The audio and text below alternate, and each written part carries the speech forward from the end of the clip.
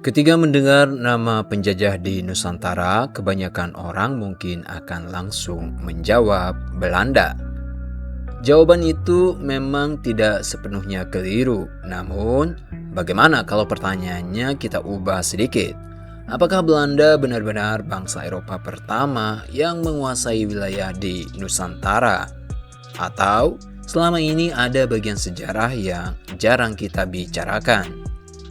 Untuk menemukan jawabannya kita harus kembali lebih dari 5 abad yang lalu, ke masa ketika Nusantara belum bernama Indonesia, ke masa ketika rempah-rempah lebih berharga daripada emas, dan ke masa ketika bangsa-bangsa Eropa mulai mempertaruhkan segalanya demi mencapai kepulauan yang bahkan belum pernah mereka lihat.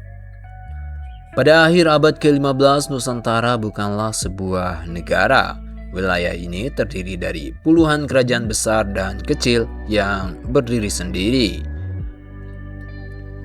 Di barat terdapat Kesultanan Malaka yang menjadi pusat perdagangan Asia Tenggara. Di Sumatera berkembang Kesultanan Aceh. Di Jawa, pengaruh Majapahit mulai memudar. Sementara Demak perlahan tumbuh menjadi kekuatan baru. Di timur, Ternate dan Tidore bersaing menguasai perdagangan cengkeh. Masing-masing memiliki pemerintahan, kepentingan, dan hubungan dagang yang berbeda. Namun ada satu hal yang menyatukan mereka, yaitu perdagangan. Sejak berabad-abad sebelumnya, pelabuhan-pelabuhan di Nusantara telah menjadi titik pertemuan para pedagang dari berbagai penjuru dunia. Orang Arab datang membawa kain dan kuda, pedagang Gujarat membawa tekstil, kapal-kapal Tiongkok mengangkut keramik, sutra, dan berbagai barang mewah. Sebaliknya, mereka semua mencari komoditas yang hanya bisa ditemukan di wilayah tertentu di Nusantara, yaitu rempah-rempah. Hari ini cengkeh dan pala mungkin hanya menjadi bumbu dapur, namun 5 abad yang lalu nilainya luar biasa mahal. Di Eropa, rempah digunakan sebagai obat, pengawet makanan, bahan parfum, hingga simbol kemewahan bagi kalangan bangsawan. Harga satu karung rempah bisa berkali-kali lipat dibanding harga ketika dibeli langsung dari Maluku. Artinya, siapa yang mampu menguasai jalur perdagangan rempah akan menguasai salah satu bisnis paling menguntungkan di dunia. Dan disinilah kisah kita benar-benar dimulai. Namun bangsa-bangsa Eropa menghadapi masalah besar selama berabad-abad. Mereka memperoleh rempah dari para pedagang Arab dan Asia melalui jalur darat maupun Laut Tengah. Tetapi pada tahun 1453, Konstantinopel jatuh ke tangan Kesultanan Utsmaniyah.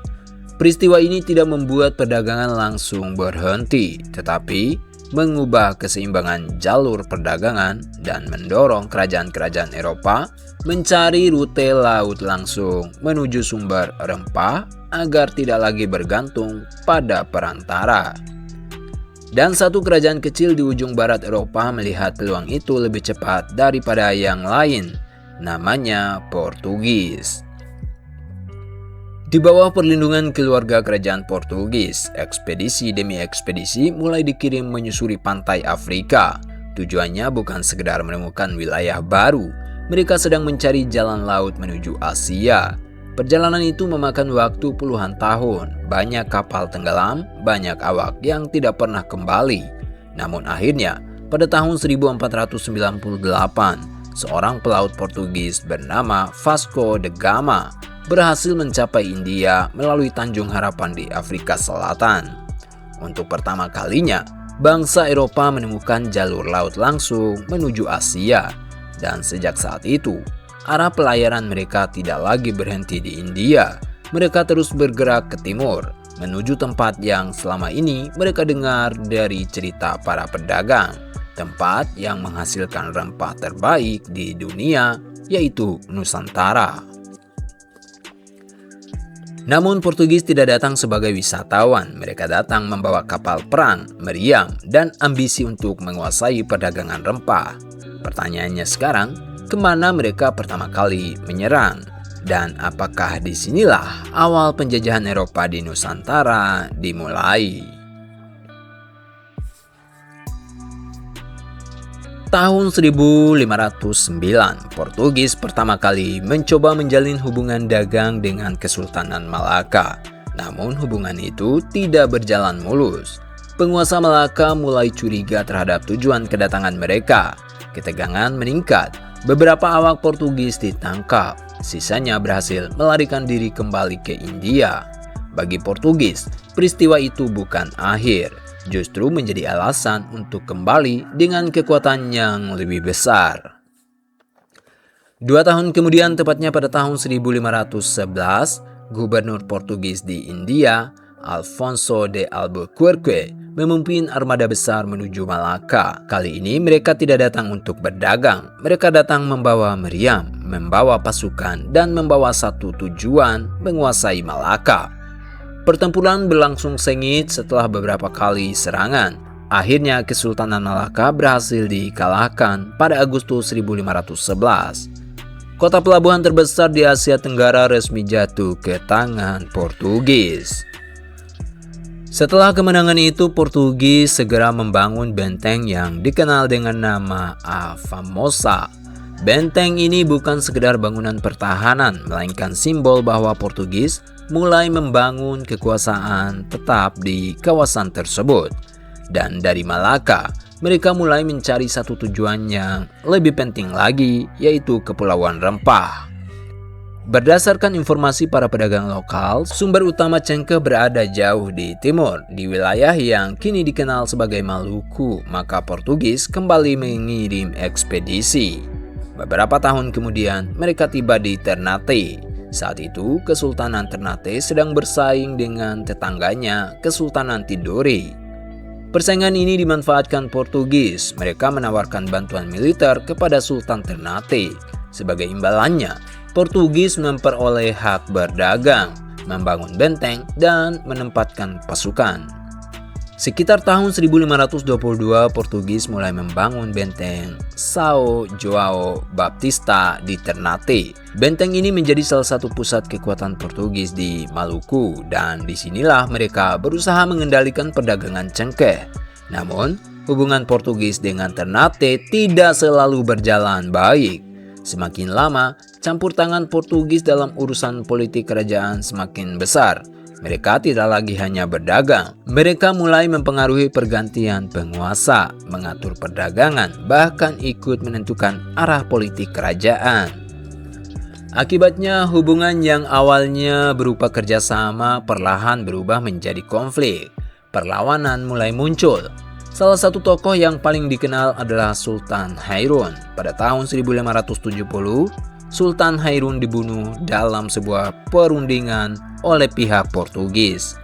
Peristiwa ini memicu kemarahan besar di Ternate. Putranya, Sultan Babullah, memimpin perang melawan Portugis. Perjuangan itu berlangsung selama beberapa tahun, hingga akhirnya pada tahun 1575, Portugis berhasil diusir dari benteng Ternate. Peristiwa ini menjadi salah satu kemenangan terbesar Kerajaan Nusantara terhadap bangsa Eropa pada abad ke-16. Namun sementara Portugis berjuang mempertahankan pengaruhnya, bangsa Eropa lain mulai berdatangan. Spanyol memasuki kawasan Maluku melalui Tidore, dan beberapa dekade kemudian Belanda pun tiba. Mereka belajar dari keberhasilan sekaligus kegagalan Portugis, dan tanpa disadari, cara Belanda membangun kekuasaan nantinya akan sangat berbeda. Lalu, kalau Portugis lebih dulu menguasai Malaka, lebih dulu membangun benteng di Maluku, dan lebih dulu mencampuri urusan kerajaan-kerajaan Nusantara, mengapa justru Belanda yang paling sering disebut sebagai penjajah Nusantara? Apakah Portugis sebenarnya adalah penjajah pertama? Atau jawabannya ternyata tidak sesederhana itu? Karena semuanya bergantung pada satu hal. Apa yang sebenarnya kita maksud dengan kata penjajah? Kalau begitu, apakah ini berarti Portugis adalah penjajah pertama di Nusantara? Jawabannya tidak sesederhana iya atau tidak. Semuanya bergantung pada apa yang kita maksud dengan kata penjajah. Kalau yang dimaksud adalah bangsa Eropa pertama yang merebut sebuah wilayah penting di kawasan Nusantara dan membangun kekuasaan militer di sana, maka Portugis melakukannya lebih dahulu. Penaklukan Malaka pada tahun 1511 diikuti pembangunan benteng dan pengaruh politik di Maluku terjadi jauh sebelum Belanda mendirikan VOC pada tahun 1602. Artinya, Belanda memang bukan bangsa Eropa pertama yang membangun kekuasaan di kawasan ini. Namun, kalau yang dimaksud adalah bangsa yang membangun pemerintahan kolonial paling luas, paling lama, dan paling berpengaruh di wilayah yang kemudian menjadi Indonesia, maka jawabannya adalah Belanda. Melalui VOC dan kemudian pemerintah Hindia Belanda, Belanda secara bertahap memperluas kekuasaannya ke berbagai wilayah Nusantara. Proses itu tidak terjadi dalam semalam, butuh ratusan tahun melalui peperangan, perjanjian, monopoli perdagangan, dan campur tangan terhadap kerajaan-kerajaan lokal. Karena itulah dalam ingatan kolektif masyarakat Indonesia, nama Belanda lah yang paling sering dikaitkan dengan penjajahan. Bukan karena mereka datang paling dulu, tapi karena kekuasaan mereka meninggalkan pengaruh yang paling besar. Jadi, kalau ada yang bertanya siapa penjajah pertama di Nusantara, jawabannya harus dijelaskan dengan konteks. Kalau berbicara tentang bangsa Eropa yang lebih dulu merebut wilayah strategis dan membangun kekuasaan, Portugis hadir terlebih dahulu. Tetapi kalau berbicara tentang kekuasaan kolonial yang kemudian menguasai sebagian besar wilayah Indonesia modern, Belanda lah yang paling dominan. Perbedaan inilah yang seringkali hilang ketika sejarah disederhanakan menjadi satu kalimat. Sejarah jarang sekali hitam dan putih, ia penuh dengan perubahan, perbedaan sudut pandang, dan konteks yang sering terlupakan. Karena itu, daripada mencari jawaban yang paling sederhana, lebih baik kita berusaha memahami mengapa sebuah peristiwa bisa terjadi.